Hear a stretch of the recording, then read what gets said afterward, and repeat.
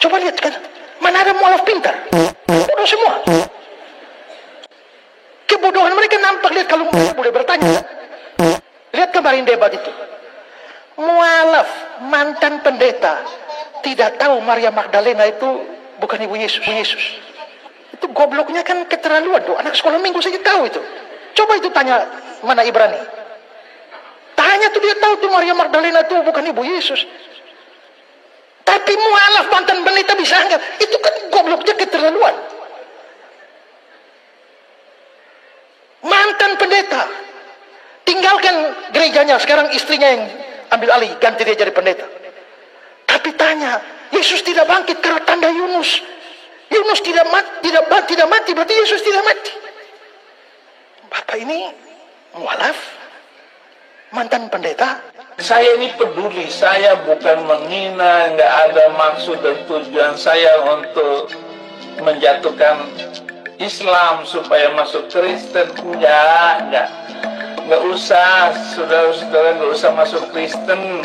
Di Kristen aja banyak penipu, di Kristen saja banyak sekali yang menyakitkan hati saya. Bayangkan alat-alat di gereja saya ini yang baru saya beli, diambil anak rohani saya, si Yopi, Nobin, kerjasama, dibawa ke Yayasan Bethesda katanya. 2 hari diangkut alat-alat itu.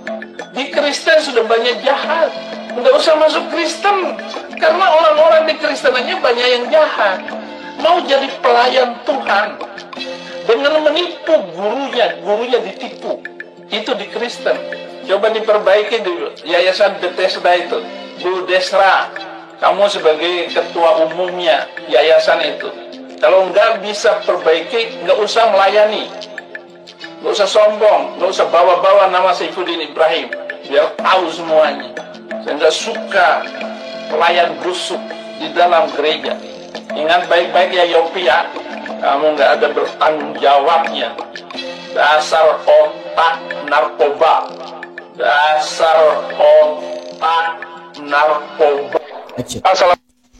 Oke teman-teman, kita akan menyuguhkan, kita kedatangan lagi satu video. Kita belum salam ya. Assalamualaikum warahmatullahi wabarakatuh. Nah, jadi kita kedatangan satu video lagi dari channel Jadi Hidayah Mu'alaf channel. Nah, Kiki Fatmala, kesaksian daripada seorang murtadin yang katanya ini murtadin jalur supranatural, teman-teman. Dia punya kekuatan super. Pernah mau direkrut Avenger, cuman mungkin Avenger lagi nggak butuh anggota. Karena kehebatan dia lebih daripada kehebatan kru-kru Avenger. Dimana dia punya kehebatan yaitu dapat ngomong langsung bersama Tuhan. Dan katanya saat dia bertemu Tuhan saat itu kan dia punya penyakit ya teman-teman. Saat itu Tuhan memvonis dia sembuh. Wow, Avenger mana tuh yang bisa ngomong sama Tuhan? Thanos aja musuh terkuat cuma nyari batu giok doang, nggak bisa ngomong sama Tuhan. Mau siapa Iron Man? Mau kalian sandingin mau siapa Spider-Man? Mau siapa lagi? Atau gabungin lah Marvel sama DC nih buat ngadu kekuatan sama Kiki Fatmala nih, si manis jembatan Ancol. Bahwa kekuatan terhebat dimiliki oleh dia karena bertemu langsung dengan Tuhan dan berbicara langsung dengan Tuhan. Tapi seperti beberapa reaction saya udah membawa ayat dalam Al-Quran. Di mana iblis itu dalam Al-Quran, kalau nggak salah itu dalam Al-A'raf Al-Baqarah. Apa yang dikatakan? Karena engkau telah mengatakan aku sesat dan aku menerima ya Allah. Itu kata iblis. Maka izinkan aku menyesatkan manusia. Nah, artinya iblis itu diberikan kekuasaan penuh oleh Allah Subhanahu wa taala karena permintaan dia. Apa permintaan dia? Untuk menyesatkan manusia dengan segala kekuatan, dengan segala hak prioritas ya, betul-betul hak otoritas. Masuk dalam pikiran manusia, masuk dalam mimpi manusia, masuk dalam halusinasi.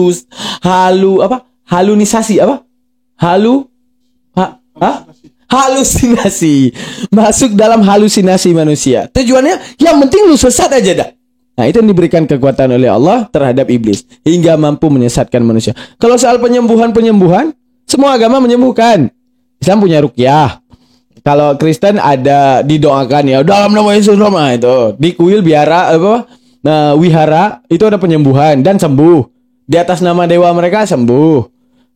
Orang Hindu juga menyembuhkan, ya kan? Misalnya kayak Sai Baba dulunya, dia menyembuhkan tuh. Banyak orang lagi di kursi roda tiba-tiba berdiri. Nggak lihat di YouTube, lihat tuh. Ya, pendeta-pendeta tuh. Apa namanya itu yang di wihara, Bante, yang di Buddha menyembuhkan juga. Ini kalau semuanya menyembuhkan, standarisasi kebenaran Tuhan karena penyembuhan, ini semua agama benar, maka Tuhan banyak. Agama Buddha, semua agama banyak. Tapi di Islam menjawab, apa yang membuat mereka sembuh walaupun mereka itu tidak mengimani Allah? Karena apa sih iblis tadi? Ya Allah, izinkan aku punya kekuatan hak penuh di balik kekuatan dalam menyesatkan manusia. Oke? Ambil. Nah, karena apa? Dia nggak mau sendirian di neraka. Jadi butuh teman lah, paling kurangnya teman ngopi, teman ngebir bareng nanti di neraka. Oke? Nah, jadi diberikan kekuatan tersebut hingga masuk ke mimpi, hingga masuk ke alam halusinasi manusia. Nah, Kiki Fatmala, dia ketemu Tuhan Yesus. Dia berbicara Tuhan sama Tuhan Yesus. Dan dia juga divonis sembuh di balik sakitnya oleh Tuhan Yesus. Katanya. Hebat kan? Anjir, jangan-jangan dia nabi nih. Ketemu sama Yesus nih. Cocok nih kalau nikah sama Luga ya kan? Oh, pasti. Booming nih nabi perempuan ketemu nabi betina ya. Oke, nabi perempuan ketemu betina. Nabi betina ketemu nabi jantan. Oke, mari kita simak dulu videonya.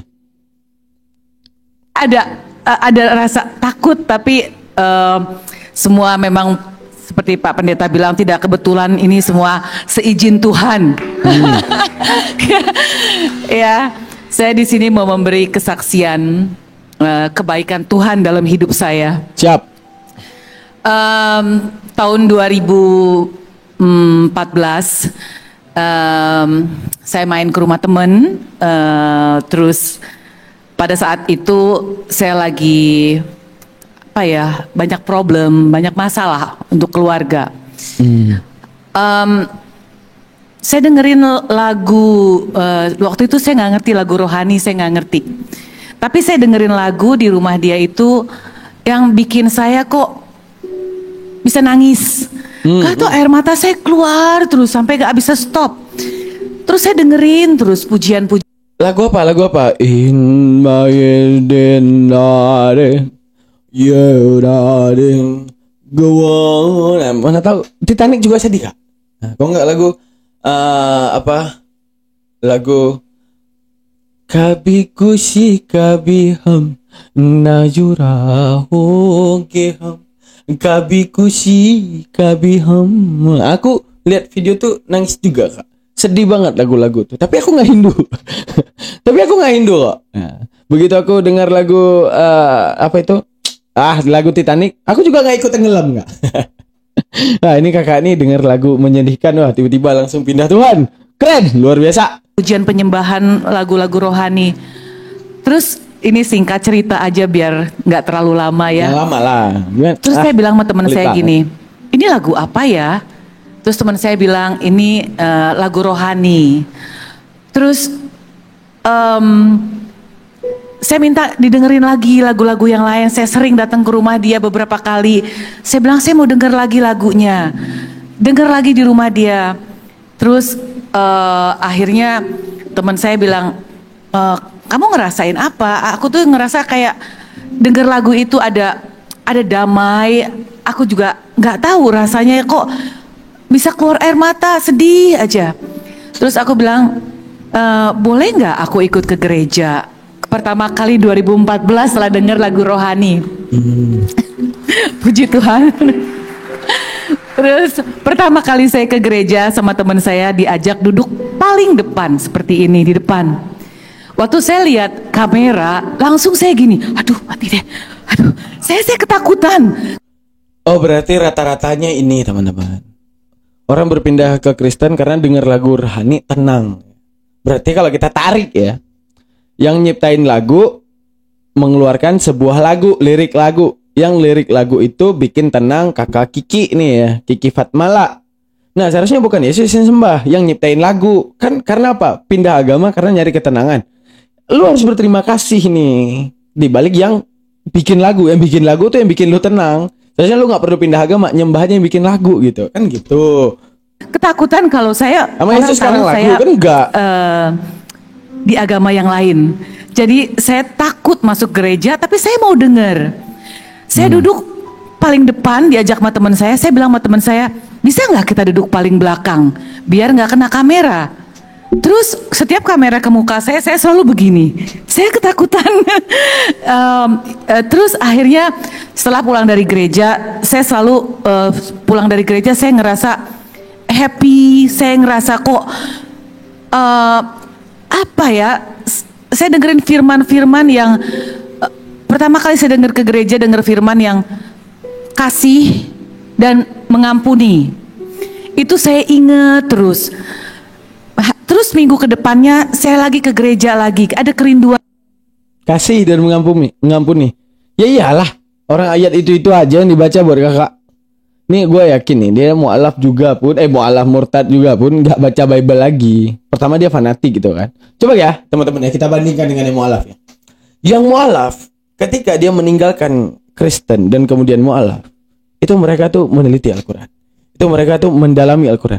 Dan para petinggi Islam ataupun ulama-ulama dalam Islam ataupun orang yang berilmu dalam Islam bahkan rentan mengajari setiap firman, mulai daripada bismillah sampai ilahin nas min syarril waswasil khannas allazi waswisu fi sudurin nas minal jinnati wan nas, sampai khatam mau diajarin bagaimana pemahaman daripada Al-Quran. Tidak ada satu ayat pun yang dirahasiakan, tidak ada satu ayat pun yang dilewatkan, tidak ada satu ayat pun yang tidak diberitakan, yang tidak dicarikan penjelasannya.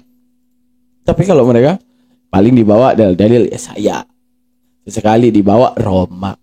Sesekali dibawa Korintus. Yang isinya kasih. Yang isinya pengampunan. Yang isinya ya itu aja. Ya. Kalau mau lu kasih, maksudnya lu mau jadi orang yang terkasih, lu gak perlu bertuhan. Karena kasih ada dalam diri lu. Tanpa harus bertuhan pun lu bisa menyayangi orang. Itu gak bisa dipungkiri. Terus lu bilang apa? Saat itu saya mendengarkan firman dan tenang. Coba ya, di saat itu lu ke gereja, tiba-tiba dibacakan dalil andalan. Mana dalil andalan? Amsal 23:27 tuh. Ya, tiba-tiba Pak Pendeta ngomong, oke kita bacakan satu firman Tuhan. Di dalam Amsal 23:27. Perempuan yang jalan adalah lubang yang dalam. Dan perempuan yang asing adalah lubang yang sempit. Kira-kira lu bakal tenang banget gak dengerinnya? Kira-kira lu sampai ke rumah bakal ngecek gak? Bakal, coba wah anjir gue dalam. Wah apakah aku perempuan jalang? Kan gak kayak gitu. Oke.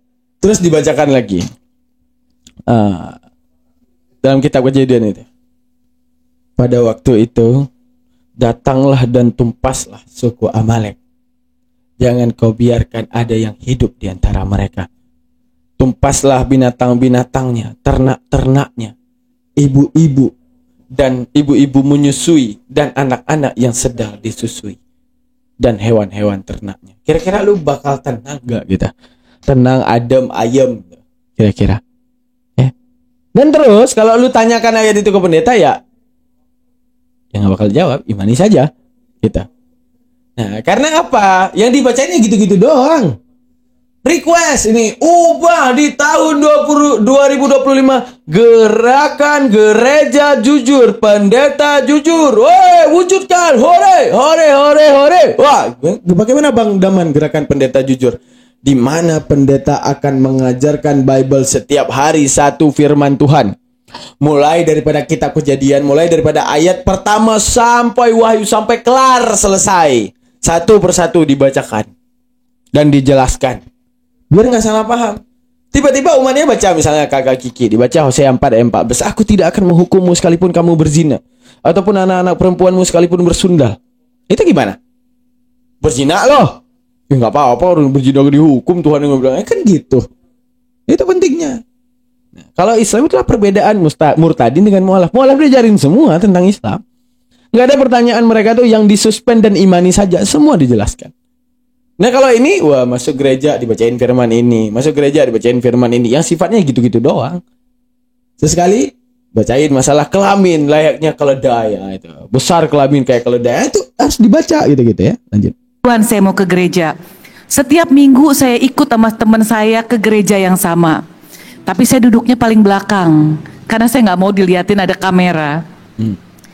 Terus dengan berjalannya waktu saya ngerasa ada damai sejahtera kalau saya pulang dari Ada gereja. damai gitu. Udah singkat cerita kemarin corona ya, lagi corona, gereja tutup. Gereja tutup, saya tetap ada kerinduan untuk beribadah. Saya selalu dengerin ibadah online setiap hari, Pak Michael Gunawan. Setiap jam 8 malam. Jadi saya kenal Pak Michael Gunawan dari YouTube sebelum Bang saya Jumat kesini. Kali-kali dengerin Terus pidato Bang setelah Jumat itu deh. saya dengerin banyak ibadah online. Saya ada kerinduan dalam hati. Ibadah online itu tinggal masuk ke TikTok nyari Bang Juma, itu ibadah online. Nah, biar lu tahu semuanya tuh. Banyak dari dalil yang dibacain sama Bang Juma yang enggak dibacain sama pendeta. Lu bayar puluhan, dalil lu cuma itu doang. Sama Bang Juma lu nggak usah bayar, seluruh dalil dibacain. Salah ibadah lu sih. Hati saya. Tuhan tuh sangat baik sama saya. Kalau saya pergi ke gereja, saya tidak minta apa-apa. Saya tidak pernah minta mau ini, mau itu, enggak. Saya hanya mengucap syukur kebaikan Tuhan dalam hidup saya. Terus ada kerinduan. Suami saya juga bukan di agama Kristen. Dia Buddhis. Ya. Saya ada kerinduan, saya pengen sekali bisa beribadah bareng-bareng sama dia. Atau kalau saya dengerin ibadah online, kita bisa sama-sama gitu. Saya selalu bawa doa yang saya doa setiap hari. Saya doa hanya mengucap syukur kebaikan Tuhan dalam hidup saya. Tunggu. Ibadah online itu gimana, Kak? Ibadah online itu mendengarkan firman Tuhan. Nah, mending masuk ke room sahabat Bang Juma, atau room Arif Herha, atau room Daman Dalmantiki, atau room Julius, atau room siapalah yang di TikTok. Itu isinya bacain firman Tuhan juga. Baca doang, tapi otennya kencang-kencang, padahal dibacain doang. Dan kesehatan, berkat yang gak ada henti-hentinya sampai sekarang, hanya mengucap syukur. Terus saya tuh hanya berdoa bukan untuk keperluan saya, tapi kepentingan sendiri. Saya berdoa, Tuhan jamah hati Chris untuk bisa menerima Tuhan Yesus. Tuhan, saya ada kerinduan. Saya pengen ibadah bersama dengan dia setiap hari Minggu. Gue yakin nih, ini murtadin jalur semprotisasi nih, jalur ceprot gitu, jalur nikahisasi nih. Jalur pengen nikah pasti nih. Tapi suatu hari saya nggak lepas, saya selalu berdoa untuk dia. Kita bisa beribadah sama-sama. Saya juga masih belajar. Saya perlu banyak belajar sampai dicebur dia, sekarang. teman-teman. Akhirnya suatu hari dia bilang sama saya, itu karena doa. Tuhan dengar doa saya. Tuhan baik sekali. Saya percaya mukjizat itu ada. Tapi suatu hari dia bilang sama saya, Seng, saya mau dibaptis. Wow. Saya cari tempat-tempat untuk dia dibaptis. Semua gereja lagi corona, tapi nggak ada yang mau baptis karena sedang corona. Tapi Tuhan baik, ada aja jalan. Ada temen. Iyalah. Orang Akhirnya Indonesia udah singkat bilang. cerita, suami saya dibaptis dan menerima Tuhan Yesus lahir baru. Amin. Ya kan udah ini. Udah dibilangin tadi ayat yang saya bacakan. Ya ada aja jalan, orang iblis sudah dikasih wewenang penuh sama Allah kalau ingin menyesatin lu mau apa? Ya Allah, corona nih, mereka mau baptis nih, mau khianatin lo. Ayo udah, lu maunya apa? Ya tunjukin jalan dong. Gua mau nyesatin nih makhluk lo, hamba lo. Ya udah, mereka mau baptis, emang mau mengkhianati aku. Oke. Padahal mereka sebenarnya dalam otaknya nggak akan menerima juga kan? Ya. Jadi apa kesempatannya? Yang lu mau dari gua apa? Ya gimana nih, corona, gereja tutup. Nih gimana baptisnya? Ini aku nggak bisa henti-hentikan. Ini keburu nyembah lo lagi nih, ya Allah. Nah, udah nih, gua mudahin jalan. Nah, udah mudah. Orang udah dikasih wewenang penuh nanti. Dalam Al-Quran ngomong gitu. Ya, terus kita juga diberkati, kita menikah secara Kristen. Oh iya nih, ini waktu saya diberkati itu di rumah karena lagi corona. Jadi ya udah cuma orang dari gereja aja, tidak ada siapa-siapa karena lagi corona, jadi kita mengikuti protokol kesehatan. Jadi ada pendeta Pak Dolfi dengan istrinya dan teman saya yang mengenalkan dengan pendeta Dolfi. Jadi saya di sini hanya menceritakan kebaikan Tuhan dalam hidup saya. Ya. Apa yang saya minta, saya tidak minta untuk kepentingan diri saya tapi saya hanya meminta jamah hati suami saya untuk kita bisa beribadah sama-sama. Tuhan dengar dan Tuhan jawab. Nggak lama saudara saya kena corona, satu keluarga. Setiap hari saya hanya berdoa untuk kesembuhan keluarga saya, adik saya, suaminya beserta 2 keponakan saya. Itu pun Tuhan jawab. Tuhan baik, Tuhan sangat baik. Udah, saya rasa cukup di situ aja, nanti kelamaan. Makasih. Bisa diem gitu. Gue sukanya gue suka dengan kata jembatan sebetulnya untuk ini. Jadi kita tuh masing-masing sedang mencari jembatan untuk kita bisa berkomunikasi pada Sang Halik gitu ya.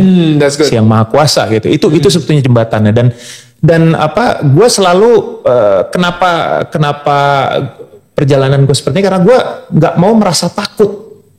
Gue nggak mau merasa takut. Gue pengen terus mencari cara menjembatani gimana caranya supaya gue bisa benar-benar bisa kusyuk gitu bahasanya ya. Bisa benar-benar intim dengan Sang Halik. Ya. Karena akhirnya bisa benar-benar intim dengan Sang Halik. Ya. Karena Kita dapat melihat daripada pernyataan Marcel di mana dia itu di agama sebelumnya itu kayak ngerasa halu aja gitu, nyanyi-nyanyi terus dengan dogma-dogma yang mengatakan Tuhan mati. Nah, itu yang membuat dia itu mulai ragu. Karena bagi dia agama dan Tuhan itu bagaikan jembatan untuknya. Artinya apa? Tempat dia berpegang teguh. Tempat segala sesuatu yang dia percaya dan intim bersama Tuhan. Artinya apa? Dia lebih bisa tahu kalau ini bisa menjamin hidupku. Nah, bagaimana dia akan menjaminkan hidup dengan kondisi Tuhan yang mampu dibunuh? Nah, hingga kemudian dia mengexperience kembali di dalam kehidupannya dan akhirnya dia memilih Islam sebagai Tuhannya. Karena apa? Bukan karena nyanyi, bukan karena ini, bukan karena itu, bukan karena baiknya orang Islam, tapi saat dia meninjau ini tidak benar ini. Tuhan aja Sang Maha Lemah. Bagaimana aku bisa mempercayakan hidup kepada Tuhan Sang Maha Lemah ini gitu. Ya, kita langsung mengambil kesimpulan singkat daripada apa yang disampaikan oleh Marcel dari tadi itu seputar dalam pencarian jembatan yang kokoh untuk menopang kehidupan dia gitu. Sehingga dia menjalani banyak spiritual dalam experience dia dan semuanya akhirnya dia menemukan Allah Subhanahu wa taala sebagai Tuhan. Ya. Jadi rata-rata orang ketika ingin menggunakan akalnya dia menemukan Tuhan. Tapi kalau cobalah teman-teman kita lihat kalau dari hal kekristenan justru halnya itu klasik gitu. Halnya itu aneh gitu. Mimpi kayak terus mendengarkan firman Tuhan.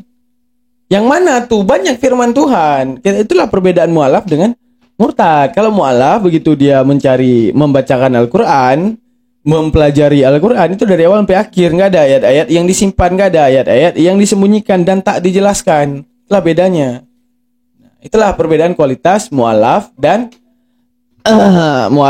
murtadin. Nah, itu Pak Pendeta Esra Soru ya terdiam. Apa nggak terdiam? Dia bilang nggak ada mu'alaf cerdas. Ini contohnya. Gue udah jabarin tuh yang Kiki Fatmala modelan gimana. Nah, kan obat ini side effect ini mungkin ada satu tas untuk obat untuk side effect dari radiasi dari kemo radiasi dan kemo nggak dipakai sama sekali. Masih ada tasnya. Wah, ya, itu juga ya ada puji Tuhan. Aduh, Tuhan tuh baik sekali. Kan di kemo, waktu di kemo dokter bilang pulang kali. Masih ada tasnya. Wah.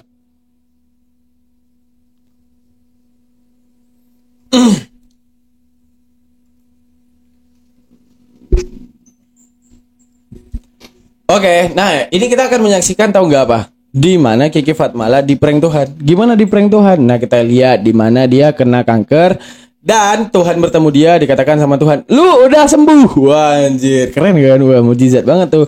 Sembuh daripada stadium 4. Apakah Tuhan Yesus memang benar Tuhan yang harus kita imani ya, teman-teman? Rata-rata sembuh semua loh. Ini stadium 4 sembuh. Wah, gimana tuh? Ayo loh, hati-hati nonton video nih. Kristen lu ntar. Oke, kita simak ya. Itu juga ya ada puji Tuhan. Aduh, Tuhan tuh baik sekali. Kan di kemo, waktu di kemo waktu di kemo dokter bilang pulangnya nanti kalau habis di kemo nanti mungkin kamu muntah-muntah, nanti mual. Ini obatnya kalau kamu mual. Nanti kuku kamu patah-patah. Ini obatnya untuk kuku. Nanti gigi kamu begini-begini. Ini obatnya. Nanti rambut kamu rontok. Ini obatnya. Apalagi banyak beberapa lagi yang dokter bilang ya sayang ya, muntah-muntah. Sampai di hotel aku udah taruhin bak sampah hotel tuh supaya buat muntah gitu ya. Tapi aku tetap berdoa, aku hanya bergantung pada Tuhan, aku hanya berharap sama Tuhan dan hanya dengan dekat dengan Tuhan aku nggak ada roh ketakutan. Aku hanya ada sukacita. Nggak ada roh ketakutan, hanya dekat dengan Tuhan. Amin. Hanya dekat Allah saja aku tenang. Hanya dekat Allah aku tenang. Terus itu juga aku nggak ngalamin muntah, aku nggak ngalamin rambut yang rontok. Semua apa yang orang bilang menderitanya seperti apa, cancer, yang udah aku bayangin sampai suami aku bilang begini, sayang nanti kalau kamu lagi di kemo, kamu harus kuat ya, kamu harus kuat, dia bilang begitu. Karena cancer itu banyak orang menyerah bukan karena cancernya, tapi waktu di kemo menyerah, aduh mendingan udah deh mati aja deh daripada capek di kemo begitu. Kamu nggak boleh, ada saya masih butuh kamu, dia bilang gitu. Aku udah bayangan aku tuh sebagai apa di pokoknya secara singkatnya di mana dia itu divonis kanker stadium 4. Tapi dia tidak punya roh jahat. Jir, keren, nggak punya roh jahat. Dia nggak punya adudu, nggak punya iciprop ya dalam tubuhnya. Nggak ada yang bikin dia itu jadi jahat. Nah, dia ini adalah superhero-nya ya, bukan villainnya. Nah, karena tidak ada punya roh jahat itu, dia mempercayakan hidupnya kepada Tuhan Yesus. Wah, luar biasa. Katanya, wah dia nggak rontok rambutnya, giginya juga nggak pada copot. Pokoknya Tuhan Yesus melindunginya. Wah, luar biasa Tuhan Yesus. Tapi nah tapi kejadian berkata lain ya, kena prank nih apa gimana nih? Ini ngeprank apa gimana nih? Dia bilang tadi kesaksiannya, saya tidak mengalami apapun dan saya ini Tuhan Yesus menyembuhkan. Kronologi Kiki Fatmala jatuh sakit hingga meninggal dunia di beritanya keluar 2 Desember 2023. Dan ini dia si manis jembatan Ancol kita yang dulunya udah bener-bener bagus muslim masuk surga, ya kan? Ditempatin di tempat yang baik. Wah, malam ini kafir loh. Nah, terus lu bilang apa kesaksian di sana sini? Aku ketemu Yesus, Yesus bilang udah nyembuh. Nih, kronologi Kiki Fatmala jatuh sakit. Wah, Tuhan jahat banget loh. Ngeprank loh. Mau di prank, kasihan loh. Ya, jadi kronologinya pertama dia berawal dari kanker paru ya. Kiki Fatmala sebelumnya pernah belak-belakan mengenai kondisi kesehatan kepada publik. Lewat unggahan di media sosial tahun lalu ia cerita tervonis kanker pura-pura paru-paru stadium 4 sejak 2021. Nah, dari 21 semenjak itu dia udah Kristen ya. Setelah itu dia kesaksian bahwa nggak ada yang dia takutin di atas nama Tuhan dan segalanya. Katanya udah sembuh total dianya. Itu entah pengakuan entah secara hipotesa rumah sakit ya, kita nggak tahu ya. Nah, tapi dari kesaksian dia kepada kekristenan bahwa dia itu sudah sembuh, disembuhkan oleh Tuhan Yesus. Tapi dalam ceritanya sampai ke menyebar ke otak. Setelah nyebar ke otak, ujung-ujungnya kembali kepada kerajaan Bapa. Oke, buat Kristen-Kristen luar sana, jangan goyah iman kalian. Nah, aku nguatin iman kalian dulu bahwa inilah mungkin kasih sayang Bapa kepadanya, kasih sayang Yesus kepadanya. Nggak mau dia lama-lama di bumi, biar cepat dia kembali ke kerajaan Bapa, ya kan? Nah, jadi dibawa itu ke kerajaan Papa oleh Yesus Kristus. Selamat tinggal Kiki Fatmala. Oke, Pak Isra Soru sama saya Pudin. Apa kata saya Pudin? Jangan Kristen jahat. Nah, itu benar tuh. Ya, dicuri barang gereja. Wah, parah itu. Oke, terima kasih banyak. Saya Kiri. Assalamualaikum warahmatullahi wabarakatuh.